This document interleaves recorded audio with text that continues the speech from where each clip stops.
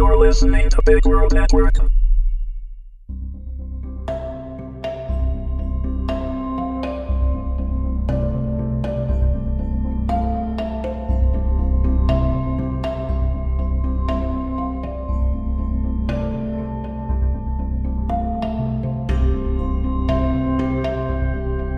Pathological Passion, written by Jared and Lisa Kwan, read by Wendy Herman.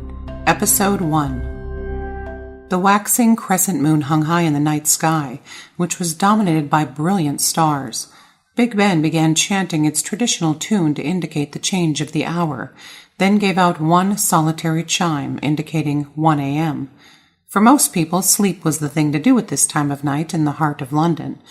But Elise found herself racing through the streets, through the enormous steam vents. The distinctive smell of oil hung heavy in the air from the docked airships. Clanking could be heard from the grave shift workers. Elise's tightly laced knee-high boots clicked along the wet pavement as she reached up and adjusted the small valve on her helmet, focusing her eyepiece on the person she was pursuing. "I'm nearly within range," she thought to herself.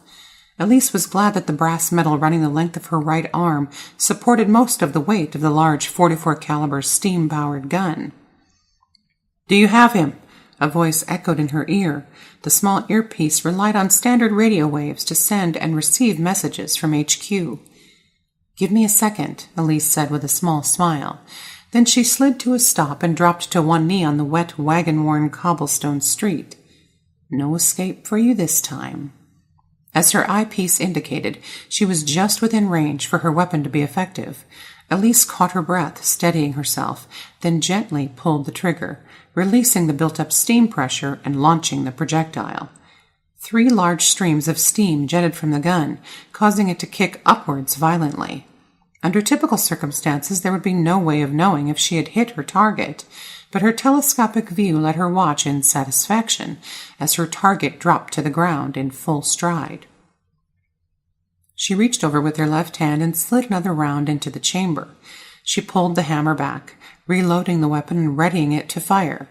Elise stood up and calmly walked towards her target, who seemed incapacitated. A gentle breeze from the east pushed the steam around and nudged at Elise's red fedora.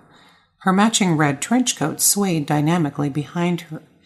As she reached her wounded target, she lifted the brim of her hat to reveal her sharp hazel eyes and a few curls of her brown hair. "You may have eluded me in Brazil, but your mistake was coming back to London," Elise said. Then she used her foot to flip her target onto his back. As she did, the man groaned. "You! What are you doing here?" she asked with genuine surprise. "Elise! Come in!" The voice chimed once more in her earpiece. Big Ben began its tolling again. "This isn't right," Elise thought to herself. "Elise!" The voice chimed a third time with great urgency. Her sleepy eyes opened to reveal her plain one-bedroom apartment. Elise reached over and picked up her Series 8 Google glasses and slid out of bed. "Good morning, Elise," she read on the glasses. "Today's date is August 23rd, 2032. Temperature is currently 75 degrees, with a high of 89 estimated for today in New York." "Elise, would you like for me to set the snooze on the alarm for another 15 minutes? It appears you were in a very deep REM sleep," the English voice of her digital assistant asked. "Don't worry about it, Jarvis. I'm up," Elise said as she scrolled through her email, mostly junk mail and mundane requests, and activated the wake-up sequence for her apartment. She'd named her digital assistant after a comic book character. It seemed fitting. "Can you please update my log to mention that I saw the man in my dream again?" "You mean the man you call Marcus?" Jarvis asked. "That is the 5th night in 2 weeks." "I don't understand where he's come from. He seems so familiar, but at the same time I have no idea who he is," Elise replied. "If you would like, we can render him from your dream archive and see if facial recognition gets a hit online," Jarvis suggested. "Yes, let's do that," Elise said. But then she began to think about it. "Cancel that. Don't worry about it. I have better things to do with my time than obsess over dreams." "Very good. Your shower is ready. Which outfit would you like to wear today?" "Let's go with something that matches the red trench coat and fedora." I apologize. I don't have any record of you having items of that description. Would you like me to order those for you online? Jarvis asked. Never mind. Let's do the Tuesday regular office attire, Elise said. As you say, Elise. I will have them ready for you when you come out. Moments before his alarm started blaring, Eric tumbled out of bed. His 6-foot frame worked against him in his small apartment bedroom as his head bounced off the closet door. Eric tiredly looked up at his alarm clock with his dark brown eyes as it started chirping. He brushed back his black hair before reaching up and hitting the snooze button. Eric, are you okay? His roommate Devin asked. He leaned just far enough into the room to look around. Ugh, Eric replied. You have to get up. You can't be late again, Devin said. This time he stretched his leg into the room far enough to give Eric a good motivational kick. Come on, man, just 10 more minutes, Eric said as he grabbed his pillow off his bed and slid it under his head. For a moment, the cold fabric began to draw him back into sleep. What is going on with you? Devin asked. Let me guess, it's that crazy chick from your dreams that keeps killing you.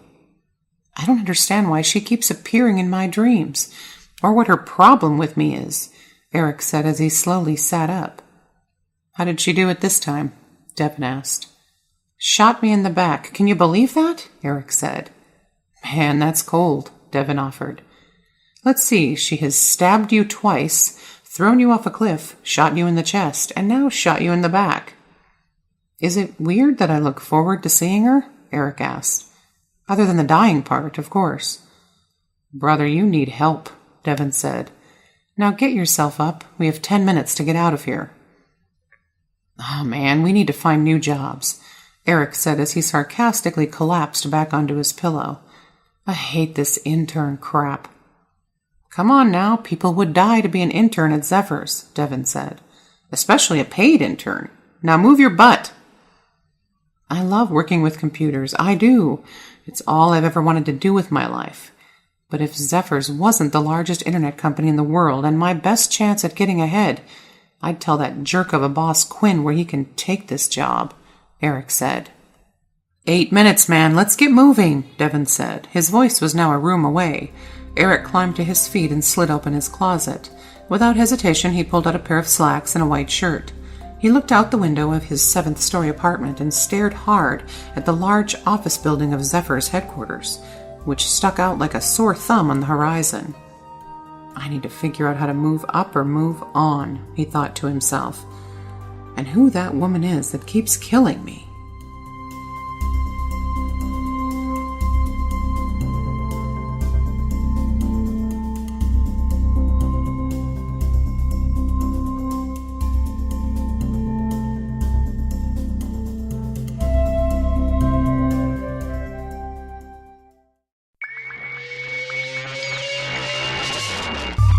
You're listening to Big World Network.